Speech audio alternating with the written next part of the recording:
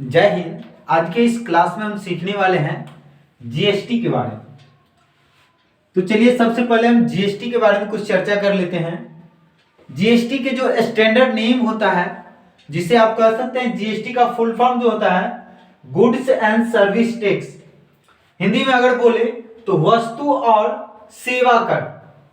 अगर बात करें जीएसटी का फुल फॉर्म क्या होता है, अगर आपसे कोई पूछ दे कि जीएसटी का फुल फॉर्म क्या होता है, तो जीएसटी का जो फुल फॉर्म होता है goods and service tax.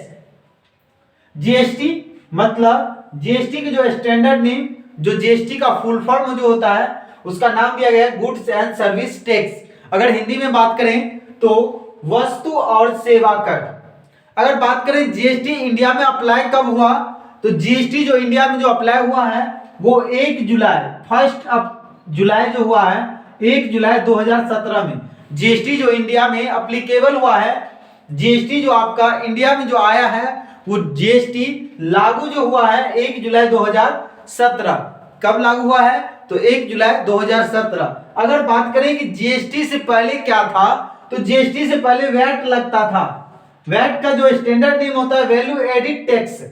GST से पहले वैट लगता था। किसी भी सामान को जब हम खरीदते थे तो उस टाइम में हमको वैट लिया जाता था, लेकिन जब वैट को हटा के जो लागू किया गया है तो जीएसटी लागू किया गया है। और जीएसटी जो इंडिया में आया है वो 1 जुलाई 2017 के आया है।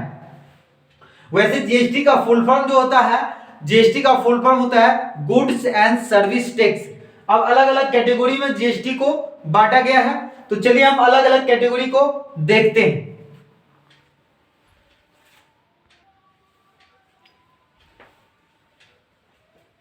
आगे हम पढ़ते हैं। अगला जो टॉपिक इसमें आएगा आगे, जिनका नाम है types of GST that will be applied invoice. कहने के मतलब ये कि जो जीएसटी के जो टाइप्स होता है, अलग अलग टाइप्स होते हैं, वो इनवॉइस पे किस प्रकार से अप्लाई होगा उसी चीज के बारे में हम आज जानेंगे। सबसे पहले जीएसटी को जो टाइप्स इनवॉइस में 3 टाइप्स में बांट दिया गया है। वैसे जनरली 2 टाइप्स होते हैं। एक टाइप्स का नाम दिया गया है एसजीएसटी और सीजीएसटी। ये दोनों एक ही टाइप होते हैं। ये एसजीएसटी और सीजीएसटी दोनों को फर्स्ट वन एक टाइप मानते हैं, और आईजीएसटी जो होते हैं उसको हम एक टाइप मानते हैं। वैसे ये तीनों पार्ट होते हैं, अलग अलग पार्ट होते हैं। पहले हम समझेंगे कि एसजीएसटी का फुल फॉर्म क्या होता है। एसजीएसटी का मतलब होता है state goods and service tax. हमने पिछले क्लास में ही आपको पहले भी समझाया था कि जीएसटी क्या होते हैं। तो जीएसटी के बारे में जो चीजें होते हैं उसमें थोड़ा सा अंतर आप यहाँ पे कर सकते हैं। जीएसटी का जो स्टैंडर्ड नेम था गुड्स एंड सर्विस टैक्स, अगर एस दिया गया है तो state goods and service tax हो जाएगा। सी दिया गया है central goods and service tax, और तीसरा जो हमारे पास दिया गया है उसका नाम दिया गया है आईजीएसटी।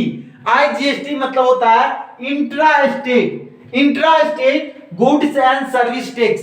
तो आज की क्लास में हमको ये समझना है कि आईजीएसटी को कहां पे अप्लाई करेंगे और सीजीएसटी और एसजीएसटी को कहां पे अप्लाई करेंगे। जीएसटी के 2 टाइप्स में बांटा गया है। पहला टाइप्स में एसजीएसटी और सीजीएसटी आ जाता है, और दूसरा जो टाइप्स होता है जिसमें हमको आईजीएसटी देखने को मिलता है।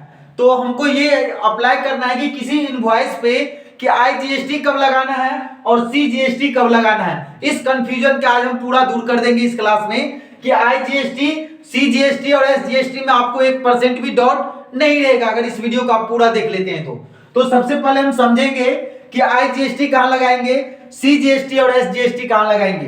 तो पहले हम समझते हैं इंट्रा स्टेट। ये इंट्रा स्टेट क्या होता है, तो इंट्रा स्टेट के मतलब ये होता है कि अदर स्टेट, जिस स्टेट का कंपनी है, कंपनी का जो एड्रेस डालते हैं, जिस स्टेट में आपने एड्रेस डाले हैं उस स्टेट के बाद मान लेते हैं, एक एग्जांपल लेते हैं कि कोई कंपनी हम क्रिएट किए, उस कंपनी का जो एड्रेस दिए उसका स्टेट हो गया बिहार।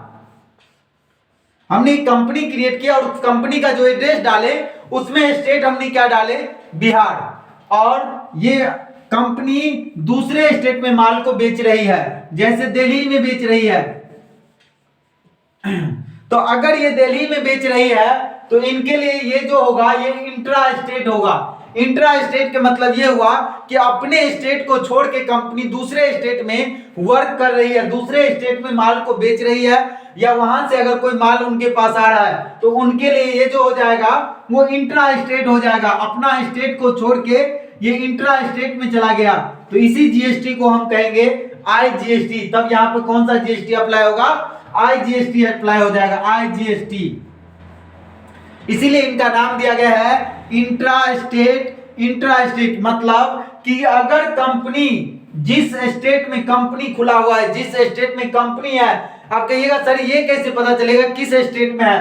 तो जब आप कंपनी क्रिएट करते हैं तो वहां पे पूरी डिटेल मांगते हैं कि कंपनी का एड्रेस क्या है, मोबाइल नंबर क्या है, पिन कोड क्या है। तो आपने जो स्टेट सेलेक्ट किए हैं, जिस स्टेट में आपने सेलेक्ट किए हैं कंपनी के, तो उसके बाद आपको ये देखना है कि इनवॉइस किस स्टेट में जाके बन रहा है, मतलब इनवॉइस कहां जा रहा है, किस स्टेट वाले ने वहां से माल खरीदा है। तो अगर कंपनी है बिहार के और माल खरीद रहा है दिल्ली वाले, तो दिल्ली वाले पार्टी माल खरीद रहा है, तो उनके लिए जो हो गया ये इंट्रा स्टेट हो गया। तो इंट्रा स्टेट में क्या होता है? आईजीएसटी लगता है।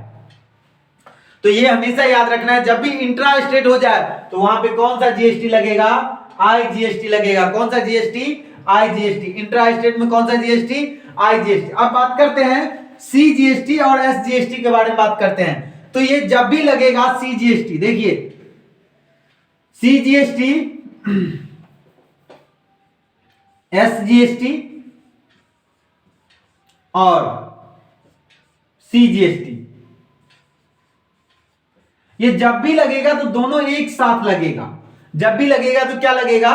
दोनों एक साथ। अब मान लेते हैं कोई आदमी एक कार खरीद रहा है, एक एग्जांपल हम लेते हैं, कार खरीदते हैं। अब इस कार पे जब सरकार के द्वारा टैक्स लगाया गया है, जीएसटी जो लगाएगा 28%। अगर कोई कार खरीदते हैं तो कार पे टैक्स कितना है? 28%।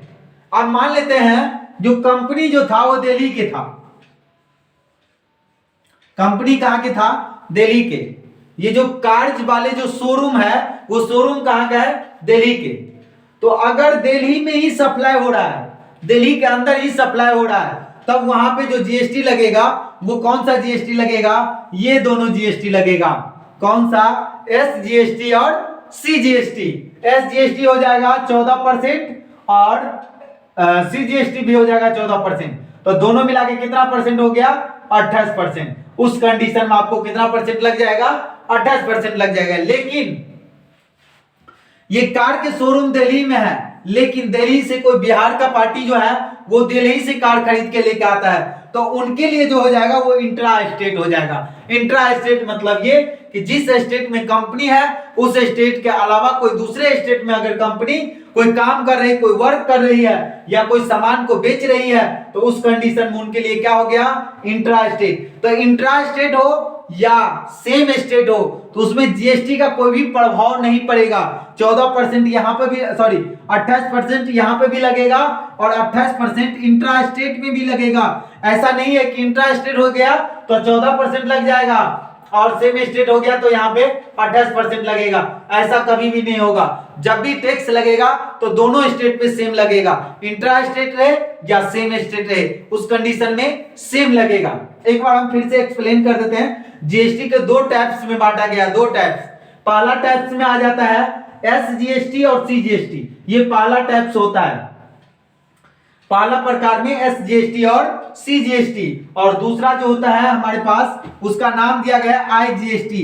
आईजीएसटी फुल फॉर्म सबके, अगर एस दिया गया है तो स्टेट, सी दिया गया है तो सेंट्रल, आई दिया गया है तो इंट्रा स्टेट, बाकी गुड्स एंड सर्विस टैक्स सब में कॉमन है। तो इसका फुल फॉर्म हो जाएगा, एसजीएसटी का फुल फॉर्म हो जाएगा state goods and service tax. C मतलब central goods and service tax, और आई मतलब होता है intra state goods and service tax.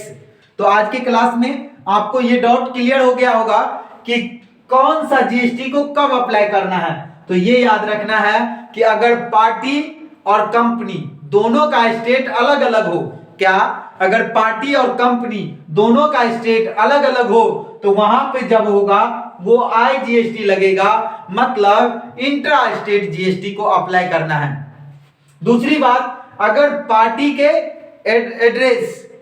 Address मतलब पार्टी का स्टेट और कंपनी का स्टेट, दोनों स्टेट अगर सेम मिल रही है तो उस कंडीशन में कौन सा जीएसटी लगेगा, एसजीएसटी और सीजीएसटी। तो इस तरह से हमने जीएसटी के बिल में इस तरह से आपने कहां पे आईजीएसटी, कहां पे सीजीएसटी और कहां पे एसजीएसटी अप्लाई करना है, तो इसके लिए अब कोई भी डाउट नहीं होगा। तो मिलते हैं हम नेक्स्ट वीडियो में, तब तक के लिए जय हिंद।